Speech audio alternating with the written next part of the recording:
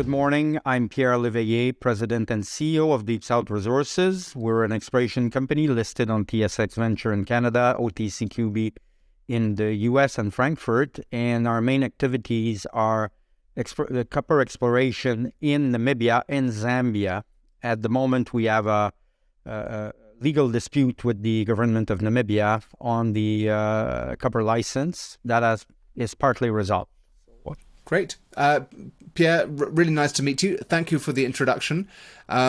Legal dispute partly resolved. When I read the news, I thought that it was fully resolved and it was champagne and everyone was best friends now. But tell us more about the dispute, please. And of course, this is on your Haib Copper Deposit.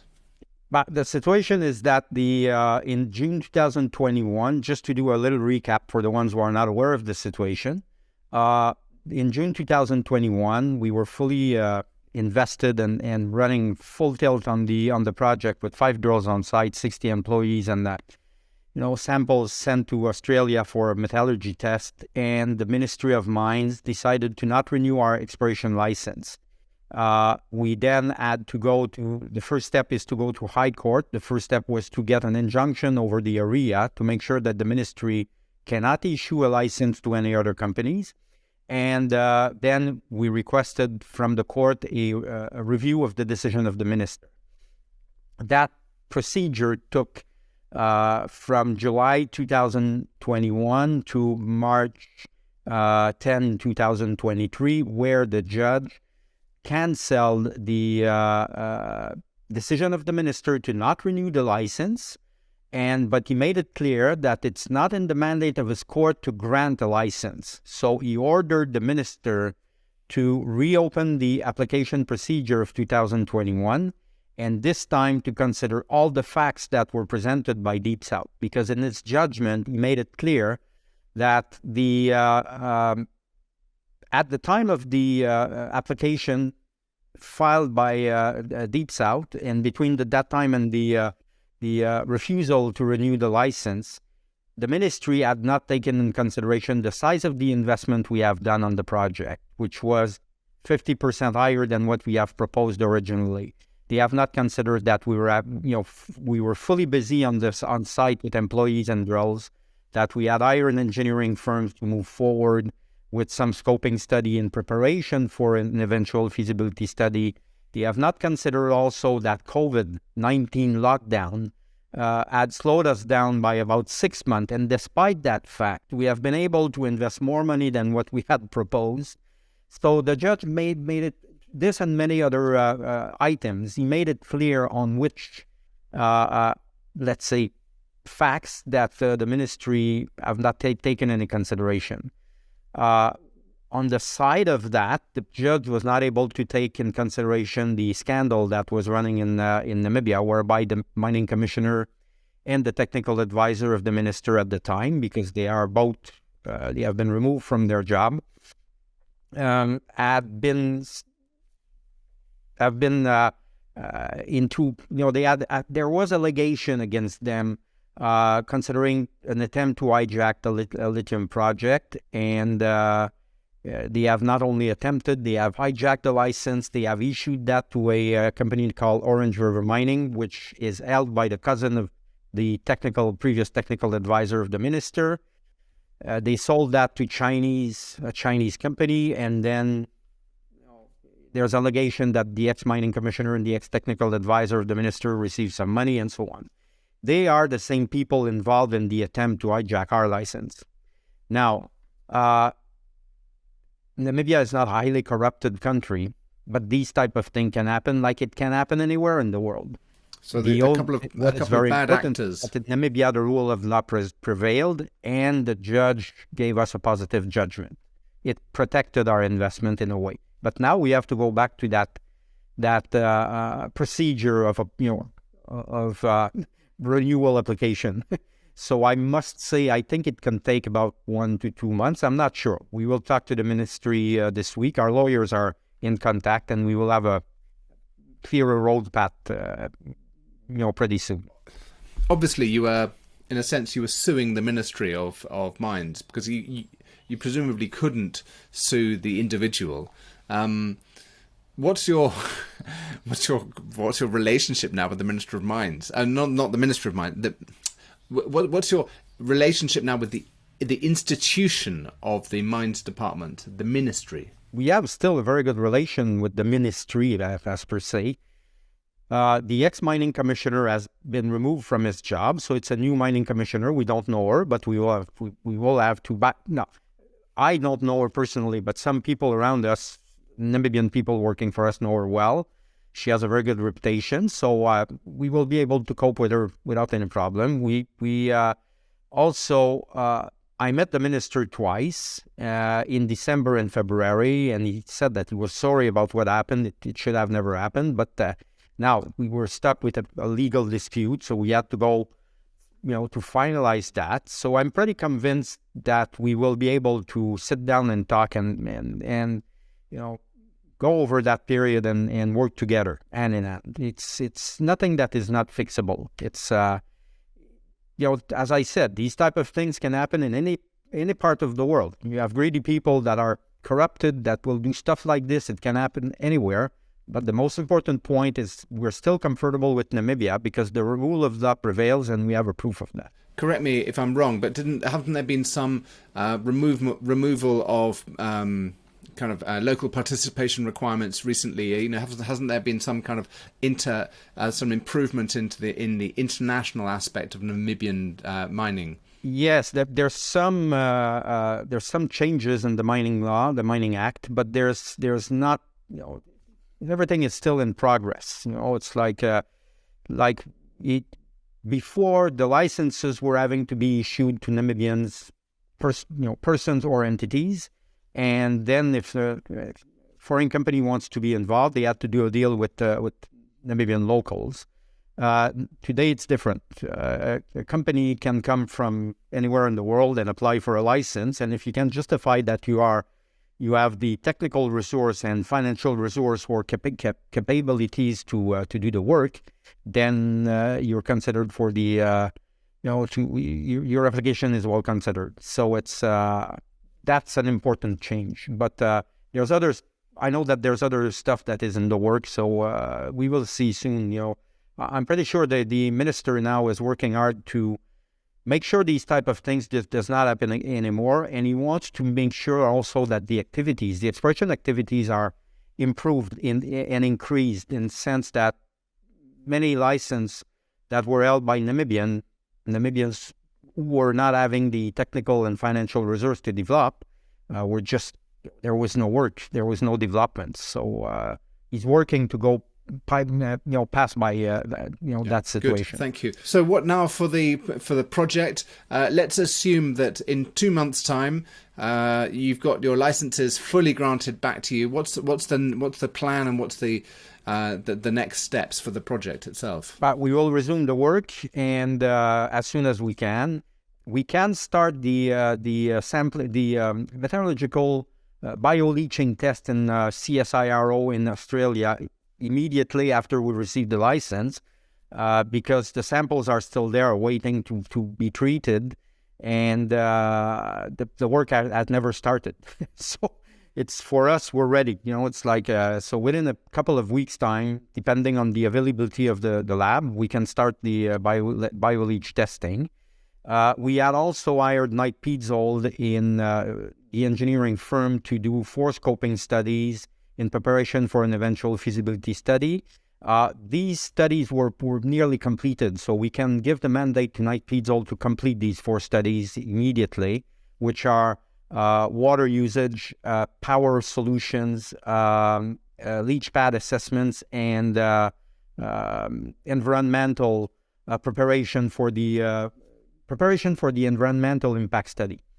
So that can be completed quite quick. For the drilling, because we would like to resume drilling, it's very important. It will take probably about 2 months to mobilize, get our team back on site, to reorganize our equipment and organize so 2 or 3 months, okay, from the time we have the license. And we will need funding also. So during that period after we get the license, at some point in time, we will raise funds. in order to get started on the drilling as soon as possible. But other exploration activities, as I said, will be moving forward. I've seen that in recent months you've done a number of small financings. It's with the plan now that when you get the license back and hopefully you get an improvement in the share price, you do a bigger, meaningful capital raise to enable you to do 18 months work or 2 years work. Yep, that's the plan. That's the plan. Of course, it will depend on the state of the market and our market cap. Well, yes. Of course, because you don't want to over dilute. And well, let's just talk about the market very briefly. It's everybody talks about the long-term copper demand and how much copper we're going to need in the future, but it's not being reflected in the junior market. I wonder what your take is on how junior copper developers or copper explorers are being valued, or perhaps not just copper, just the junior. The junior companies. So your opinion, please. In my view, most of the companies are undervalued at the moment. The ones at least that have good sound projects and that are still capable of generating results. And the main reason for that, in my view, is that the market at the moment is fragile, and we are in a period where risk aversion is quite important. So when risk aversion is there, the first companies to suffer about that situation are the small cap, not only the junior mining company, but all the small cap in general. When you look at the index for small cap, the Russell index and other index in the United States for the small caps, you will realize that they have fell quite sharply compared to the rest of the market. So it gives you a very good indication that we are in a real risk aversion period. And in my view, it's the best time to invest, because the way to invest is you buy when nobody wants and you sell when everybody's chasing to buy something. So for investors, it's for, let's say, experimented or experienced investors, in my view, it's a very good time to start investing in junior markets, because no matter what, I know more about copper, but for a lot of commodities, we're starting a real bull market. It's copper will go up, nickel will go up, zinc will go up, lithium, of course, it's a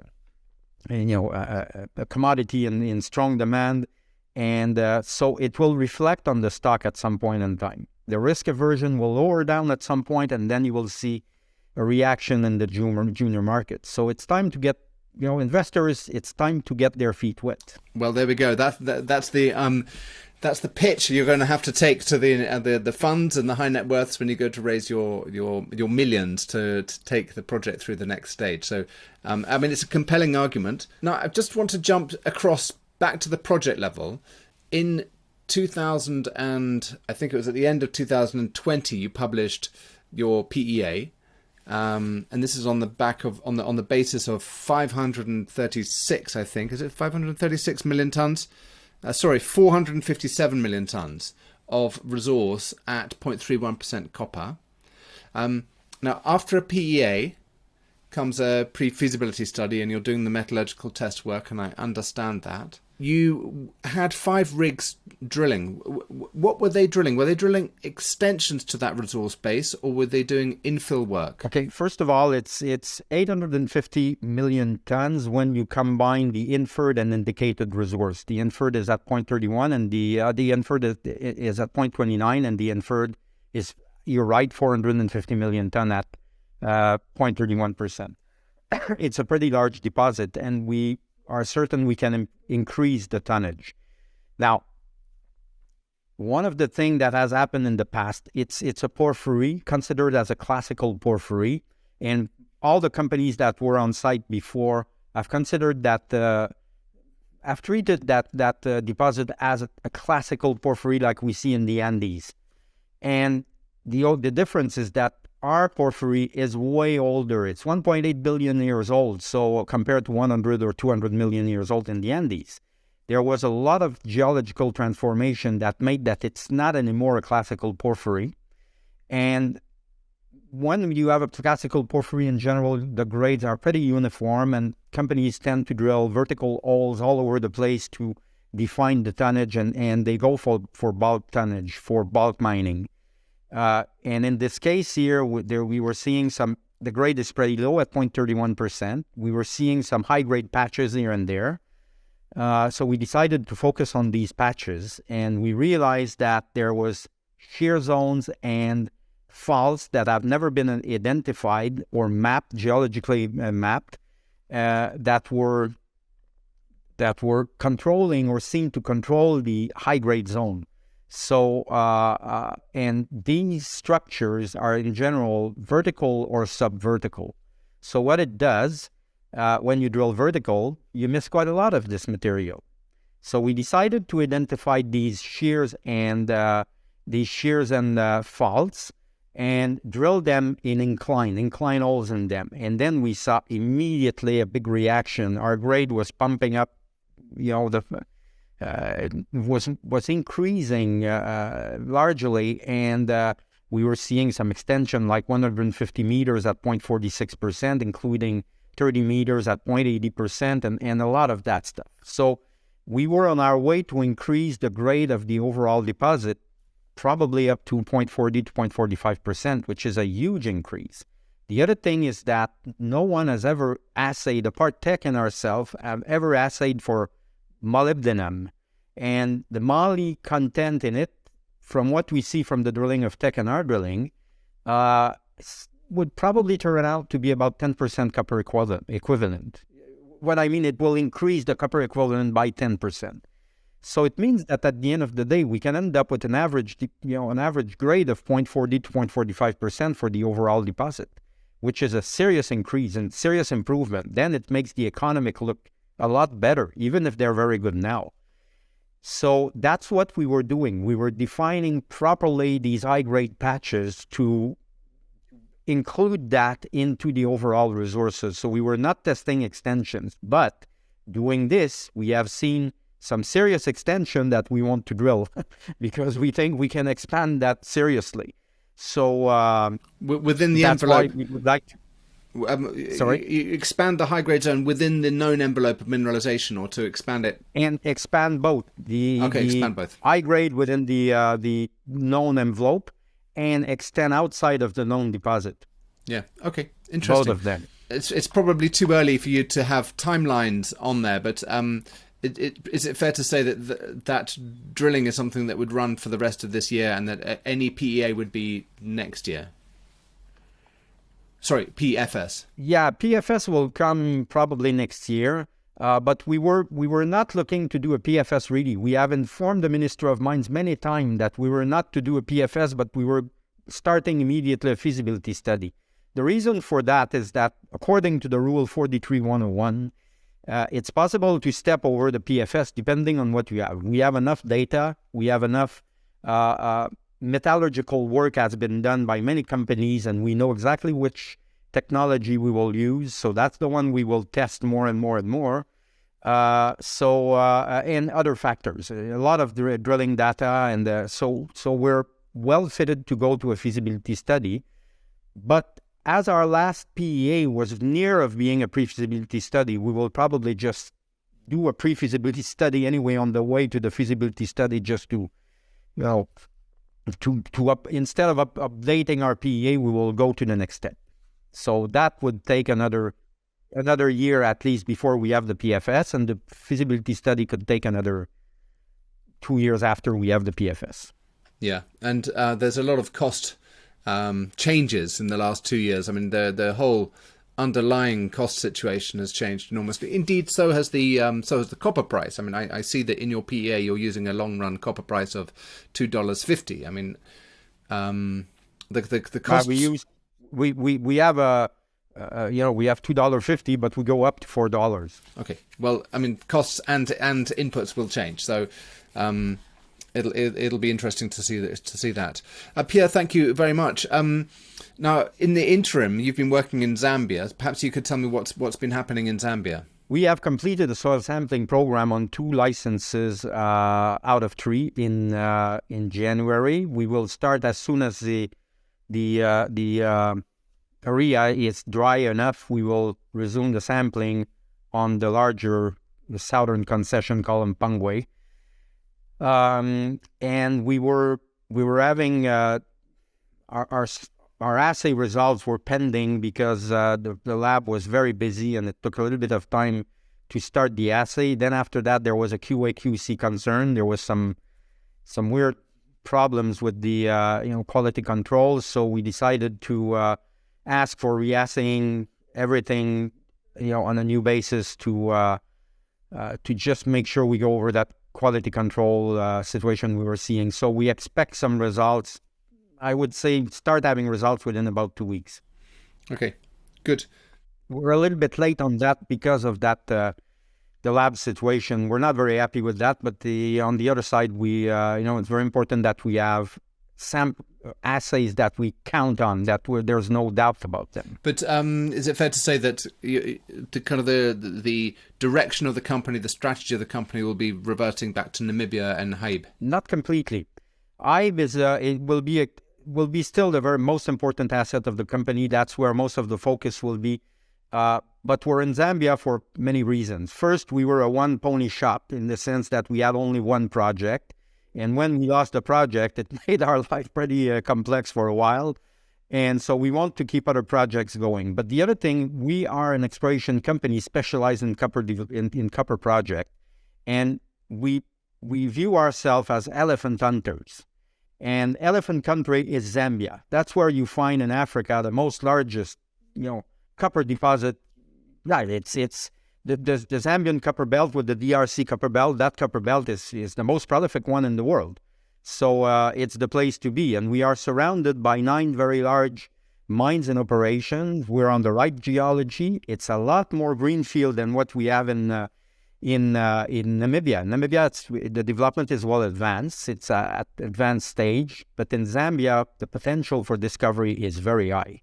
So, and it needs from us to it's not like if we were to drill 20,000 meters or 50,000 meters in Zambia at this point in time. We're still at the stage of soil sampling, evaluating the projects, putting targets, drilling targets together. So for the next year, we can still run both projects and arriving to a point where we will have to take a decision. Do we spin that off in a new company, or do we hire the right people to continue our exploration in Zambia while we focus on while the rest of the team focus on Namibia? But we still have a year in front of us to decide that. The other thing you must keep in mind is that most of the majors are back in Zambia and they want projects, and including Teck, our largest shareholder. So for us, it's a good sign that we have to be there. It could be a very good financial leverage for us. Yeah, and that's the beauty about geological exploration. If you've got a good team, you can, with very little expenditure, with very little outlay, you can define targets which have considerable market value. Yep, absolutely. That's the plan. Good. Thank you for the update on Haib, and good luck in your exploration in Zambia during the course of this year, and good luck with the restart of metallurgical test work and potentially the drilling, and hopefully we'll get more updates from you as that progresses. Yeah, thank you. We expect we will have a very good year. It's like with what has happened in Namibia, with what's happening in Zambia, we're just on the verge of turning around the corner and have a tremendous year. We're pretty excited of what's coming on.